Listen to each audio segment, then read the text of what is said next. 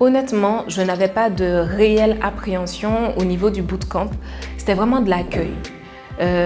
Pouvoir me dire que c'est une opportunité pour moi, que c'est une valeur ajoutée pour mon projet EPU. Et donc du coup vraiment en attente d'enrichir au niveau de la modélisation financière. Et j'avoue que j'ai pas été déçue du tout. Et puis, faut savoir que je suis en mode solo entrepreneur. Donc du coup, avoir un regard extérieur, pouvoir prendre du recul sur son projet et se challenger était vraiment pertinent pour moi. Alors je ne le dirai pas ainsi, je ne vais pas parler de facilité, mais plus de compréhension. C'est vrai que le plus souvent, la partie financière est plutôt barbare, même si on est dans une entreprise et qu'on est en quête de rentabilité. Mais du coup, quand on n'est pas issu vraiment du domaine comptable, on peut avoir certains a priori. Et là, grâce au coach en modélisation financière, donc notamment Clive Baptiste, j'avoue qu'il a su vulgariser les éléments comptables, les éléments qui ont attrait à la gestion financière.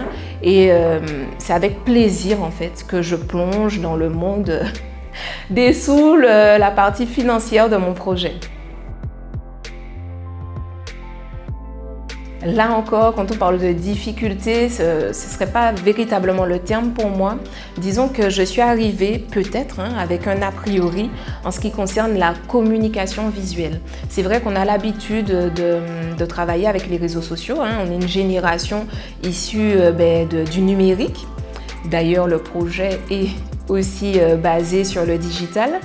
Mais c'est vrai qu'en allant chercher au fond des choses avec le coach de communication visuelle, donc Clotilde James, ça a été très intéressant d'avoir cette idée d'intelligence collective, de mettre à nu son projet devant les autres et de se dire voilà, maintenant, qu'est-ce qui est intéressant, qu'est-ce qu'on peut venir travailler, qu'est-ce qu'on peut venir challenger. Et j'avoue que ça, j'ai pu changer mon regard par rapport à la communication visuelle et être beaucoup plus pertinente.